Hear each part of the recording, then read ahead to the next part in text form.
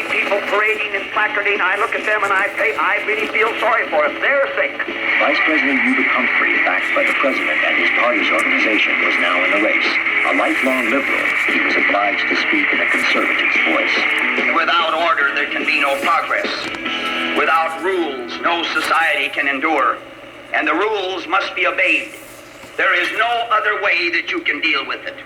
Riots are just wrong. There are those who decry the growth of dissent. They urge that and I quote, that the time has come to unite.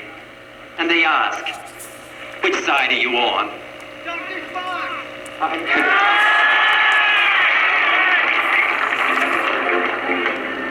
Somebody listening.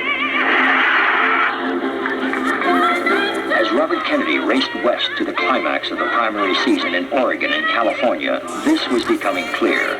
Humphrey may have had the party machine, but Kennedy clearly had the people. A reporter saw passion responding to passion as he worked his cheerfully disordered crowds. Others began to see him as the last hope for fusing the old politics and the new, the old liberalism and the new.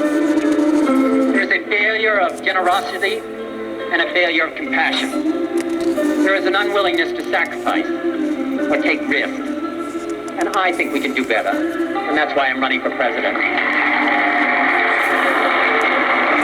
After a stunning victory in yesterday's Indiana primary, Senator Robert F. Kennedy announced... Surprise upset. Eugene McCarthy took last night's Oregon primary and now heads south to California, where he... If you get down to the question of counting votes, then of course what happens in California could be very serious.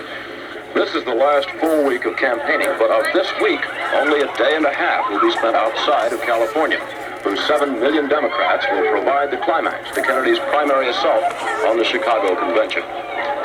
We now switch live to the Ambassador Hotel, where Senator Kennedy is expected to make a victory statement. And what has been going on within the United States over the period of the last 3 years, the divisions, the violence, the disenchantment with our society, that we can start to work together. We are a great country and a compassionate country, and I intend to make that my basis for running and over the period of time. So, my thanks to all of you, and now it's on to Chicago, and let's win there. Thank you.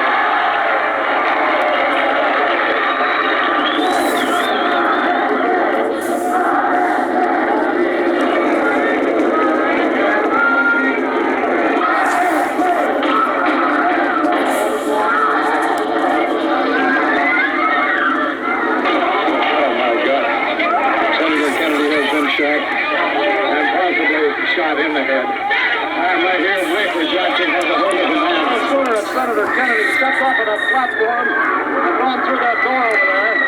Then he was shot. Senator is lying with his eyes closed, absolutely moving, blood underneath his head. And everyone was saying, oh my God, and there was another man lying on the ground. And the senator had...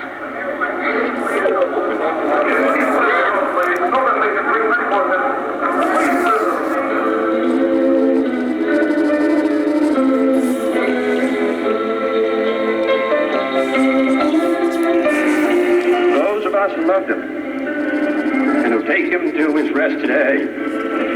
Pray that what he was to us, what he wished for others, will someday come to pass for all the world. As he said many times, some men see things as they are and say why.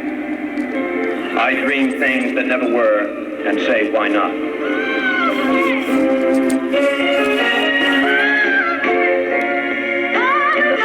Lining the tracks, we saw the face of America in every aspect. In the unity of this grief, we saw the possibility of what might have been.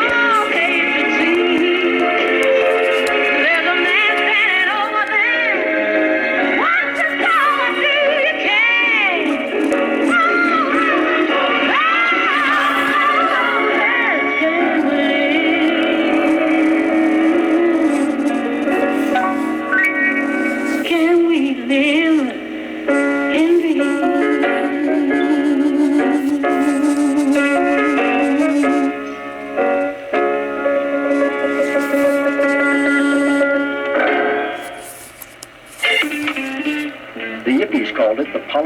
ecstasy. It didn't look ecstatic to traditional America. It looked like a threat to them, this blend of free love and freely circulating pot. They would soon blow what cool they had left. Afraid of people who are exploring new ways of living freely, the larger society has classified and categorized them into a myth of the hippie, the long-haired dropout who performs his exotic rites for the convenience of visiting cameramen. These are apocalyptic times and massive changes. It's a society that's hung up, not me. You have to be removed from the other society. Birth. Death. Between those old menopausal men who run this country. The American people are restless. The law must keep its promises. Against the criminal forces that threaten their peace and their security. We've got to restore respect for this great country around the world.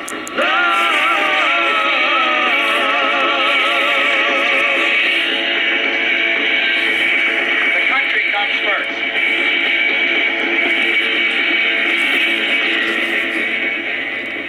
In the summer of '68, we were moving inevitably to a climactic confrontation at the fault line that separated the generation. The young, who had dominated events for so much of the year, were to be bluntly excluded from one of the fundamental processes of politics. But they, too, required a rite of passage. I hereby and proudly move that this convention declare itself as unanimously and united behind